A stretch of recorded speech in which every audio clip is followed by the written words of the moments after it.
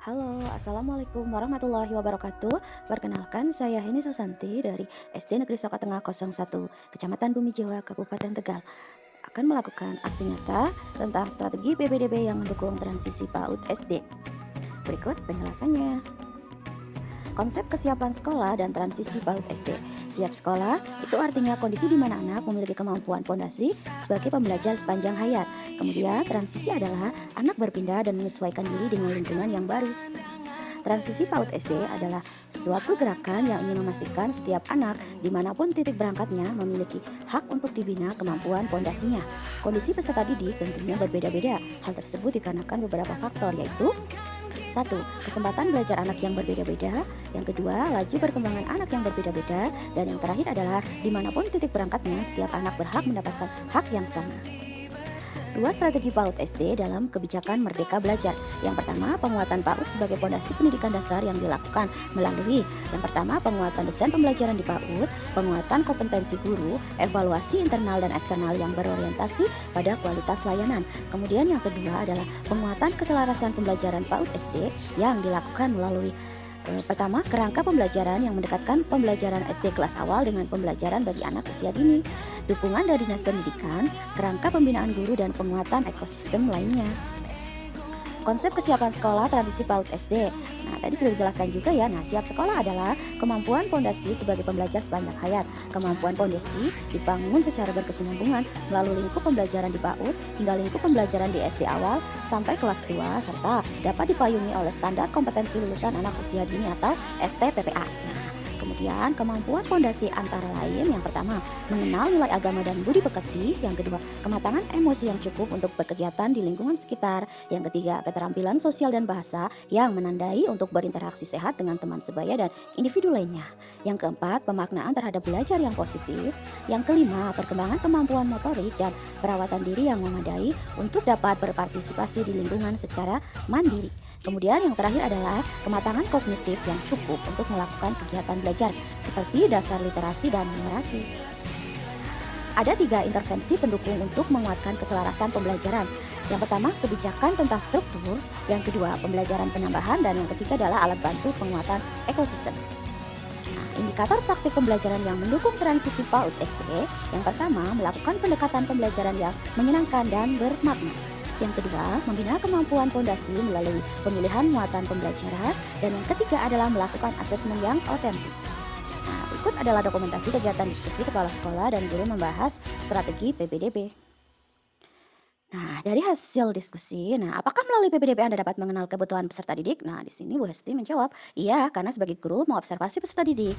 PPDB, guru tahu seluk-beluk, kemampuan, latar belakang, asal pendidikan sebelumnya, atau bahkan tidak bersekolah sebelumnya. Kemudian Bu Umi menjawab, hari pertama sampai ketiga PPDB merupakan momen siswa mengenal sekolah melalui berbagai kegiatan yang dilaksanakan guru, dapat mengobservasi berbagai kemampuan pondasi yang sudah dimiliki dan belum dimiliki. Hari keempat sampai keenam merupakan saat sekolah mengenal peserta didik. Saat ini sekolah melakukan asesmen awal melalui berbagai kegiatan menyenangkan.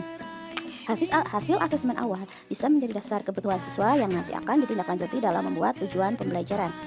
Nah, apakah melalui PPDB juga anak dapat mengenal kebutuhan peserta didik? Nah, Westi menjawab, dapat, karena APLS atau masa pengenalan lingkungan sekolah. Selain itu ada asesmen awal sehingga dapat mengenal kemampuan awal anak dan mengidentifikasi kebutuhan mereka. Kemudian Bumi, ya, PPDB dapat mengenal kebutuhan peserta didik karena berdasarkan hasil asesmen awal yang dilakukan guru untuk mengetahui kemampuan anak secara holistik. Kemudian Pak Maksur juga menjawab, ya, dengan adanya PPDB dapat mengetahui kebutuhan peserta didik. Melalui MPLS mendampingi peserta didik secara langsung. Dengan cara mengobservasi satu persatu peserta didik dapat dilihat perkembangannya. Observasi tersebut dapat dijadikan asesmen awal. Apakah dampak melakukan calistung kepada anak di masa PPDB? Westi menjawab, tes calistung membuat anak stres karena akan dipaksa untuk bisa calistung. Orang tua dan guru PAUD akan memaksa anak untuk belajar calistung dengan metode drill.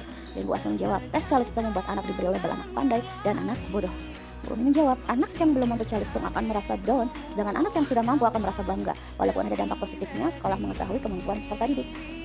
Kemudian Pak Puri juga menjawab, bagi guru bisa digunakan untuk mengetahui kemampuan anak, menjadikan tindak lanjut. Anak yang sudah mampu menjadi lebih bersemangat, akan tetapi anak yang tidak mampu merasa takut dan minder. Apa alternatif kegiatan selain Calistung yang dapat mendukung penguatan transisi PAUD SD? Yang pertama, sebelum MPLS, infokan kepada orang tua atau wali murid untuk mengantar anaknya ke sekolah di hari pertama. Guru menyampaikan bahwa ini adalah kesempatan untuk membangun hubungan positif antara lingkungan pendidikan di rumah dan di sekolah. Yang kedua, sekolah menawarkan bagi orang tua atau wali murid apakah dapat menemani anak ke sekolah di hari pertama. Berkegiatan ini sifatnya opsional ya, dan di hari-hari berikutnya anak diajarkan mandiri dengan tidak ditemani ketika berada di sekolah. Yang ketiga, membuat wadah komunikasi dengan orang tua atau wali murid, menyiapkan daftar nomor yang dapat dihubungi untuk komunikasi terkait kegiatan pembelajaran di sekolah. Yang keempat, guru dapat mengatur posisi dan meja berbentuk lingkaran atau kelompok-kelompok sehingga mendorong peserta didik untuk berinteraksi dengan temannya. Yang kelima, membuat suasana kelas yang menyenangkan dengan diselingi nyanyian atau ice breaking yang membuat siswa tidak jenuh, dan bisa juga dengan mendesain kelas dengan permainan dengan balon untuk belajar angka dan juga warna. Nah, ini adalah kegiatan PPDB hari pertama. Nah, para guru menyebut peserta didik baru dengan nomor kostum yang menarik, topi daun angka, siswa memakai rok dari tali rafia agar anak bersemangat. Anak kelas 2 sampai kelas 6 menyambut dengan lagu kebangsaan dan juga bisa dengan menggunakan tari kreasi untuk memberikan semangat. Nah, orang tua diminta mengantar menemani anak selama 1 hari. Ini opsional ya. Diminta foto bersama anak, dipoto dengan memegang tulisan yang memotivasi. Siswa dikumpulkan di halaman, guru menyanyikan lagu-lagu anak, dan juga setelah itu guru bercerita. Kegiatan ini bertujuan untuk mengenal guru tanpa rasa takut.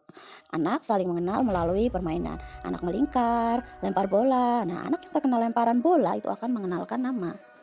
Pada PDB hari kedua, observasi apakah anak mengenal nilai agama dan budi pekerti. Nah, mengajak siswa mencuci tangan bersama-sama, membaca doa, lalu makan bekal masing-masing. Siswa dikumpulkan di halaman sekolah untuk melantunkan Asmaul Husna, surat pendek dan doa harian. PPDB hari ketiga, melakukan permainan motorik untuk melatih kekompakan, kecepatan, dan konsentrasi. Permainan menggunakan balon. Hari keempat, menjaga kesehatan diri. Siswa diajak untuk gosok gigi dengan benar. Siswa latihan memotong buku yang panjang. Nah, siswa diminta menilai kerapihan teman sekelasnya. Untuk laki-laki boleh membawa sisir. PPDB hari kelima, permainan mengenal bilangan. Guru mengambil angka, anak mengambil benda. Bisa bola, sedotan, ataupun permen. Sejumlah angka yang ditunjukkan guru bertujuan mengenal dasar numerasi pada anak.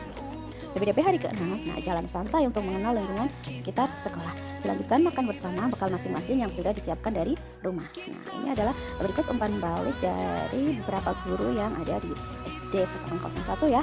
Ini ada 5 pertanyaan: I know, I wonder, confirmed, misconception, dan I learn. Ini dari Bu Hesti, Bu Asma, Bu Umi, dan Bu Henia. Ini dari Bu Umi ya. I know, kami mengetahui PPDB dikemas dengan menyenangkan. I wonder, kamu bertanya-tanya bagaimana mengemas PPDB yang menyenangkan. Dan confirmed, terkonfirmasi bahwa strategi PPDB yang tepat dapat menguatkan fondasi awal siswa. Kemudian yang menjadi misconception atau miskonsepsi selama ini, Calistung merupakan fondasi awal peserta didik baru. I learn, saya belajar menerapkan PPDB tanpa Calistung. Berikut tadi adalah penjelasan dari Bu Eni, semoga dapat diterima dengan baik ya. Kurang lebihnya mohon maaf. Terima kasih. Sekian. Wassalamualaikum warahmatullahi wabarakatuh.